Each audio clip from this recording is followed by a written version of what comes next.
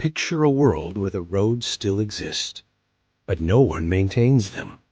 Where cities stand, but laws no longer reach them. Where an empire that once ruled from deserts to forests collapses, not with a final scream, but with a long, uneven silence. The Roman Empire did not fall in a single night.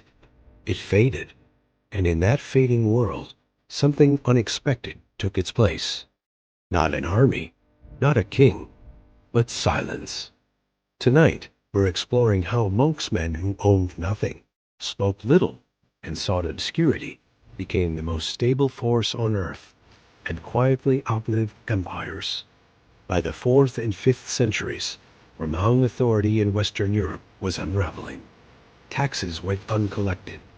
Armies stopped arriving. Governors disappeared. To the people living through it, this wasn't the fall of Rome. It was something worse. Uncertainty. Who enforces justice now? Who fixes roads? Who protects harvests? Who remembers the laws? Into this vacuum stepped warlords, migrating peoples, and fragile kingdoms. Power shifted constantly. Borders blurred. Violence became local, unpredictable, and personal. But amid this instability, a strange phenomenon appeared.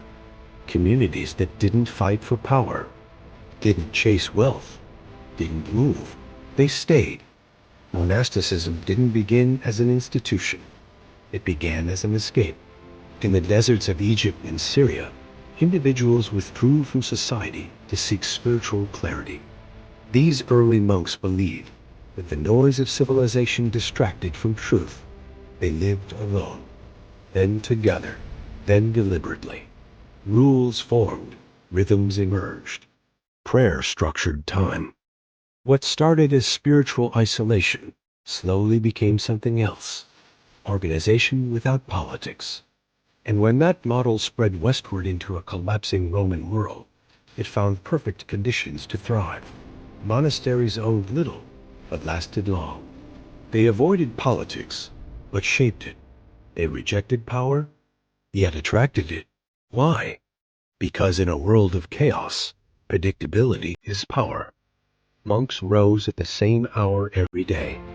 They worked the same fields. They copied the same texts. They followed the same rules year after year, generation after generation. Kings changed, orders shifted, monasteries endured. Inside thick stone walls, monks preserved something the outside world was losing: memory. They copied texts slowly, painfully, letter by letter. Not just religious works, but philosophy, medicine, astronomy, law. While cities burned and libraries vanished, monasteries became vaults of human thought, without fanfare, without applause. They weren't trying to save civilization. They were simply obeying rules, and those rules demanded preservation. History survived because silence had a schedule. Here's the mystery. Invading armies often spared monasteries. Why? Sometimes out of fear. Monks were seen as wholly untouchable. Sometimes out of practicality. Monasteries produced food, medicine, literacy. Sometimes out of awe. Even conquerors needed stability, and monks offered something rare: neutrality. They didn't claim thrones. They didn't command armies. They didn't rebel. They outlasted. By the early Middle Ages, monasteries formed a silent network across Europe. A monk trained in one region could travel hundreds of miles and find the same rules, the same prayers, the same routines. It was a shared culture without a central government. Information moved through these networks. Techniques spread. Books traveled. Long before nations existed, monasteries created continuity.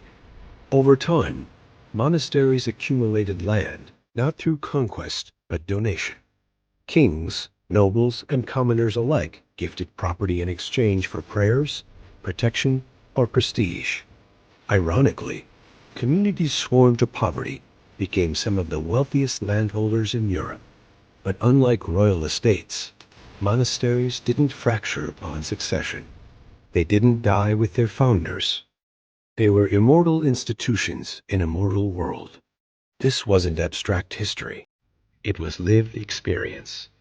For peasants, monasteries were hospitals. For travelers, safe havens. For rulers, advisors who outlived rivals. And for monks themselves, a life of repetition, discipline, and quiet sacrifice, often forgotten by history, yet foundational to it.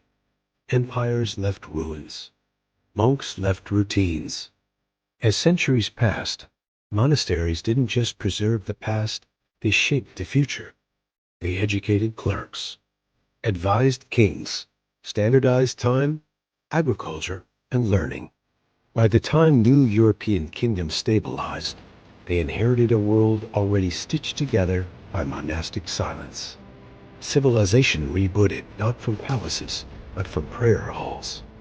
The so-called Dark Ages weren't dark because knowledge vanished. They were dark because power fragmented.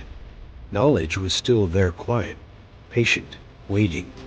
Silence didn't mean absence. It meant endurance. What if monasteries had fallen too? What if invading armies had destroyed them? What if no one had copied those texts? What if silence had been broken? The Renaissance, science, law, even modern education might have emerged centuries later, or not at all. History isn't only shaped by those who shout the loudest. Sometimes it's shaped by those who refuse to speak. Empires are remembered for what they built and what they destroyed. Monasteries are remembered for what they kept. In a world obsessed with power, they mastered persistence. In an age of collapse, they chose continuity.